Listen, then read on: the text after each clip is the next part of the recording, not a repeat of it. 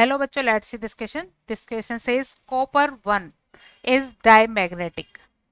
किसी भी स्पीसीज का मैग्नेटिक बिहेवियर उसमें प्रेजेंट अनपेयर्ड इलेक्ट्रॉन्स पर डिपेंड करते हैं. अगर किसी स्पीसीज में अनपेयर्ड इलेक्ट्रॉन होंगे तो पैरामैग्नेटिज्म होगा, और अनपेयर्ड इलेक्ट्रॉन नहीं होंगे तो वो डायमैग्नेटिक होंगे. की concept for this question is presence of unpaired electron paramagnetic, presence of unpaired presence of unpaired electrons paramagnetic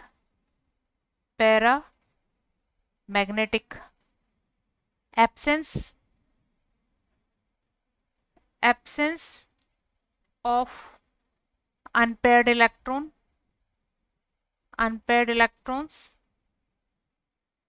diamagnetic. अगर अनपेयर्ड इलेक्ट्रॉन नहीं होंगे तो डायमैग्नेटिक होगा.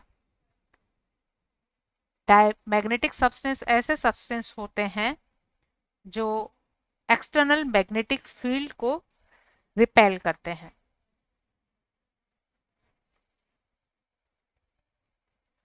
Copper 1 species.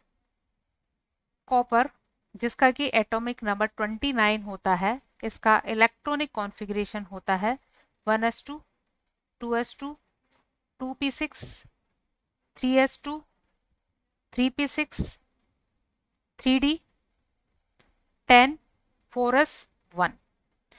3d10 and 4s ये वैलेंस सेल में आते हैं.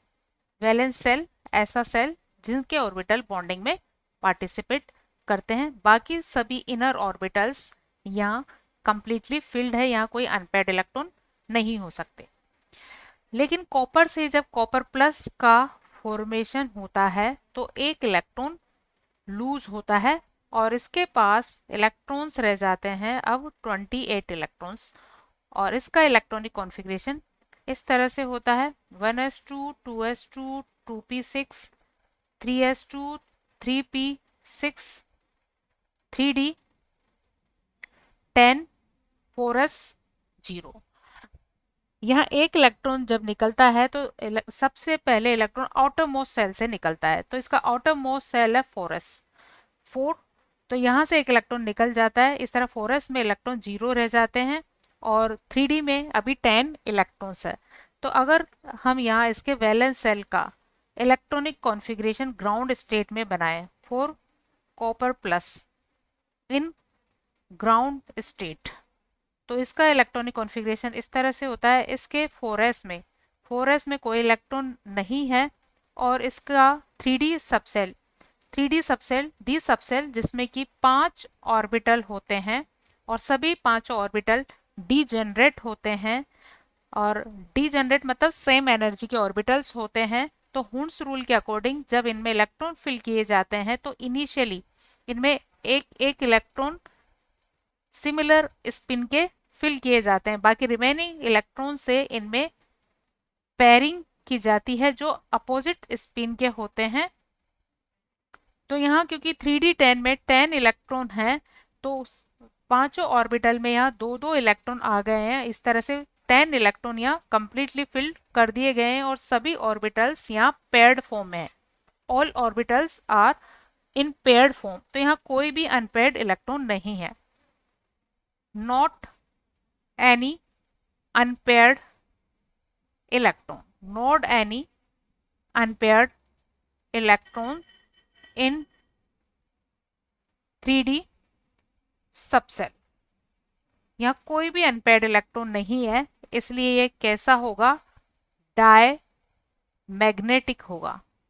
डायमैग्नेटिक नेचर का होगा क्योंकि मैग्नेटिज्म कैलकुलेट करने का फॉर्मूला है mu equal root into n plus 2 Bohr magneton. और n यह नंबर ऑफ अनपेयर्ड इलेक्ट्रॉन को रिप्रेजेंट करता है और नंबर ऑफ अनपेयर्ड इलेक्ट्रॉन 0 है, तो इसे हम लिखेंगे 0 इंटू 0 प्लस 2. सो ये वैल्यू आ जाएगी 0. तो इसके लिए मैग्नेटिक मोमेंट की वैल्यू जीरो होती है, इसलिए डायमैग्नेटिक नेचर का होता है. सो copper plus copper 1 ion is diamagnetic. Hope you understood it well. Best of luck.